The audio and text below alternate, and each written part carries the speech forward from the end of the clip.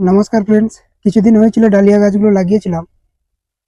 এদের মধ্যে একটি গাছ খুবই ভালো বড় হয়েছে, আর বাদ বাকি 3-4টে মিডিয়াম হাইটের আছে, কিন্তু গ্রোথ খুবই ভালো। এখন যদি তাড়াতাড়ি বড় করতে চান তাহলে অবশ্যই গাছের সাইড ব্রাঞ্চ যেগুলো আসছে ওইগুলো কেটে ফেলতে হবে। নিচে এবং সাইডে যতগুলো ছোট ছোট ব্রাঞ্চ আসবে ওগুলো কেটে সরিয়ে ফেলবো। এবং তার সঙ্গে এই যে খোল পচা জল খুবই লাইট করে পাতলা করে প্লেন জলের সঙ্গে মিশিয়ে নিয়ে সপ্তাহে একবার দিলে গাছ দ্রুত বাড়ে। এবং তার সঙ্গে আজকে এবং 7 দিনে একবার অন্তত পেস্টিসাইড ইউজ করবেন। কারণ দেখতে পাচ্ছেন এখানে অ্যাফিডস, যেটা জাপ পোকা বলা হয়, লেগেছে, তার জন্য পাতাগুলো কালো হয়ে গেছে।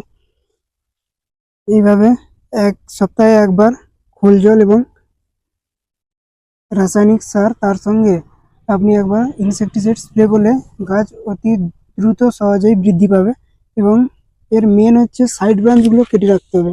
এই গাছটিতে কতগুলো সাইড ব্রাঞ্চ এসছে, এগুলো এখনই আমি এক এক করে কেটে ফেলবো। দেখুন কতগুলো সাইড ব্রাঞ্চ এসছে, দুটো। তো এগুলো ঠিক আরও আগেই কাটতে হতো, আমি এখন লেট হয়ে গেছে, তাও এগুলো কেটে দেবো। যখনই ছোটো ছোটো বেরোবে আপনি কেটে দেবেন। এগুলো থেকে চারা তৈরি করবো বলেই রেখে দিয়েছি। তো চারা তৈরির আপডেটও আপনাদের সঙ্গে শেয়ার করব। তো ভালো লাগলে অবশ্যই চ্যানেলটিকে ফলো করে নেবেন। এখানে এক এক করে কেটে সরিয়ে দেবো। গাছটির যত এনার্জি, নিউট্রিয়েন্টস সব এই কাণ্ডের মধ্যে, একটি কাণ্ডে ফোকাস করবে, তো গাছের হেলদিও হবে, গাছটি ফুলও ভালো হবে। এইভাবে সমস্ত কটা ডালকে কেটে নেব।